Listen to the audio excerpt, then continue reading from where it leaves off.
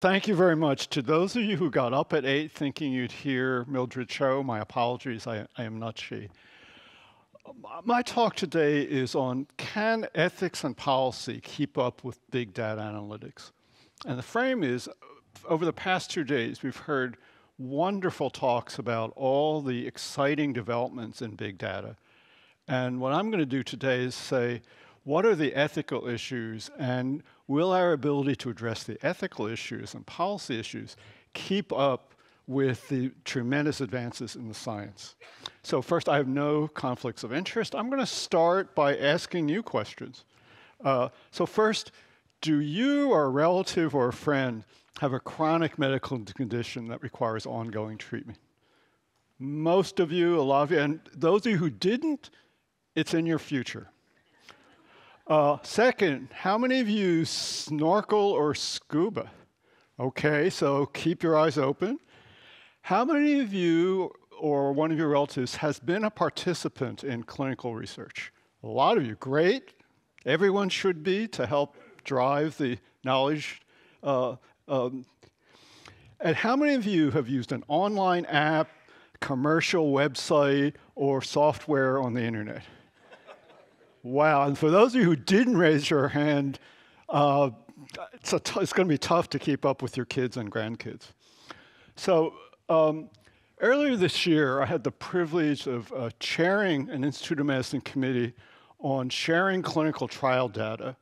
And some of the things that we recommended, I think, have resonance for the issues of big data. I'm sort of going to try and suggest that to you. So we started with the idea that all of us, as patients, relatives, friends of patients, have a strong interest in having the broadest and most rigorous information available to patients and doctors about the effectiveness and side effects of therapies. In order to do that, we need to share clinical trial data. So clinical trials are the research studies that compare therapy A to therapy B or placebo and tell you the relative risks and benefits. Not only do we need to share the results through publication, but we argued and recommended that we need to share the underlying data. And I'll be glad to talk about that more during a break if anyone likes. We made very specific recommendations as to what data should be shared, what specific types of data, at what time in a clinical trial, with whom, and under what conditions. And to the extent that all these wonderful collections of big data we've been hearing about the couple of days will reach their full scientific potential when they're shared among other researchers who didn't collect or contribute to the data, I think that's relevant to what the topic of this symposium has been. Now, we also set out guiding principles to sort of help those who want to share data or use shared data. And I'm going to go through the 3 very broad guiding principles our report laid out and suggest how they might be applicable to the big data context. So those of you who are snorkelers and scuba, if you're at the very top snorkeling, you don't get to see a lot of this rich detail. But those of you who scuba and go really deep can see all kinds of complexity, opportunities that just aren't there from the surface. Today, I can only give you, this panel can only give you the surface level.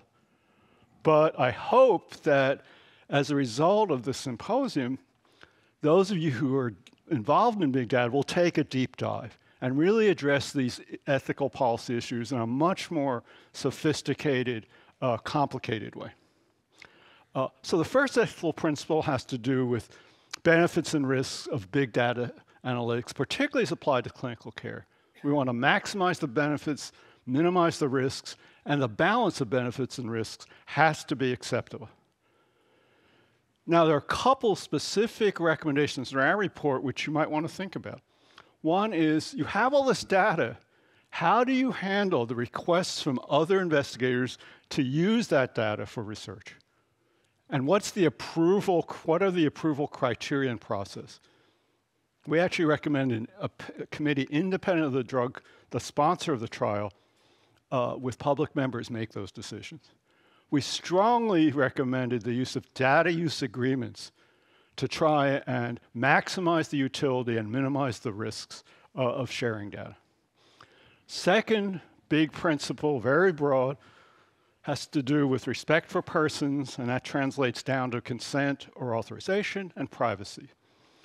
If you've been a research subject, you were asked to read and sign something like this, and this one actually is a 12-pager. If you're in an NIH-sponsored clinical trial, it's probably more like 35 to 50 pages. And that's sort of the legal regulatory requirement. The dirty secret is, if you ask people who sign one of these, what did you just agree to? They are grievously uninformed. So we have this elaborate process, and what is it accomplishing? Now, at the other extreme, if you're downloading a nifty new app, you'll be asked to click through to something like this, which is, I accept. Everyone clicks I accept because you want the app, you want to use that consumer website. And you don't read this, and you don't really, even if you read it, you couldn't tell what they're going to do with your data. Two extremes, detailed informed consent and the click-through. So what's appropriate for the collection and use of big data? One extreme is the pro forma click-through. Another is a condition of care. If you go to UCSF or Stanford and you're a patient, you automatically agree to the electronic health record and other uses of that data other than for your healthcare. Don't like it, don't come. Another option is the opt-out. The default is it's going to be collected and used for other purposes, but if you go through a process saying, no, no, I don't want that, you can opt out. So then we get down to consent, and I put informed in brackets, because how much information you have to provide before people say yes or no. There is this idea that maybe we should do broad consent, particularly in a research setting, to allow your clinical phenotypic data plus genomic data, data from your personal sensors for research. But we can't predict all the new kinds of data and all the uses of that data.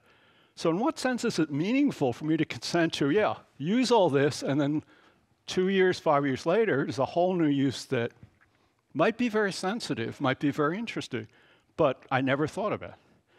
So one of the later speakers, Jane Kay, will talk about how governance of the organization that collects and distributes the data is really important to look for these unforeseeable future situations. Another option goes by many terms, granular dynamic consent. Let each individual, through a sophisticated kind of computer technology, say, I will agree to that, but not to that. And if you have a new use, you can say, would you agree to do this or do that? Yes or no.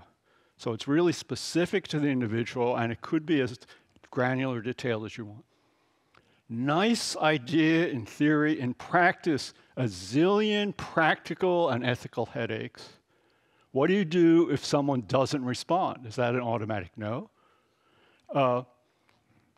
Okay, the devil is always in the details. When you think about these options, each one of those requires a very deep dive, in-depth analysis. You need to compare the different options. Okay, this probably looks like your mobile device. You click through I agree for each of these apps. And you did it because there was a short-term immediate benefit. You got the discount coupon from Safeway. You got to do online banking so that you could pay your babysitter. Research may be different. Health data may be different. The promise, the benefit of research to the individual is in the future. We don't know when we do the study it's going to benefit me as an individual. We hope it will in the future, or patients like me. So privacy of health data has its own separate regulatory regime protections. HIPAA, Health Insurance Portability Act, the HITECH Act, lots and lots of regulations. very complicated. Even if you read the sort of scaled down version, it's hard to follow. I'm going to make a bold statement, which is the entire conceptual framework underlying our HIPAA regulations is out of date and is irrelevant to big data. HIPAA and actually the Common Rule for Research carve out an exception for de-identified data. You take off all the avert identifiers, then you don't need to get consent. It's de-identified. Don't want to go through the reasoning, but with big data, we all know that the idea that you can take a data set and say these individuals are de-identified is wrong. Identifiability is not a property of the data set, because I can bring in, not I, but you guys in the audience can bring in other data sets and identify individuals even though you don't know overt identifiers. So this whole notion of de-identifiability, I would argue, is out of date, and our regulations have not kept up. Okay, so there are different approaches to protecting privacy in the use, collection and use of big data, distributed databases, cryptography. When you analyze the data set, you get only to work with encrypted data, differential privacy. Third big ethical issue, justice or fairness. There will be fantastic advances in our understanding of clinical medicine and our treatments. We all hope we will benefit from that. But what about the distribution of the benefits of big data across the population? Are there some groups who are less likely to benefit? Yes. This is East Oakland. I can stop here on my way home to Berkeley if I want. But it could have been Detroit, Baltimore, Buffalo. There are many individuals who I don't think have participated in big data and may not benefit. And these are individuals, if you're an African-American man, your life expectancy is significantly worse than the rest of the population. It's about the equivalent of very poor countries in sub-Saharan Africa. And they have multiple reasons for that. Can we use big data in a way that reduces these enormous health disparities in our population? Or might big data, by benefiting people who are well-educated, activated, informed, actually widen that gap? And is that a good thing for us as a society? The populations, they're not just individuals, they belong to communities and populations who have suffered in clinical research rather than benefit. And this isn't just history, but the case of the public revelation of the genomic sequencing of the HeLa cell line. Again, this is fresh. Okay. You all know what this picture is? This is one of the great achievements of the 20th century. Roger Bannister, he was a medical student at the time, went out to Iffley Road at Oxford, and the first time a human being broke the 4-minute barrier for the mile. That was as celebrated as an achievement in the 20th century as perhaps big data will be for medicine in the 21st century. But there's Bannister, way back, you can see the second place finisher, yards behind. If you, in an analogy, think of Roger Bannister as big data, making these awesome progress discoveries, I don't want that person in the background to be ethics and policy. I think ethics and policy and the big data science need to be stride by stride, side by side together to make this really work. So thank you very much, and back to our moderator. Thank you.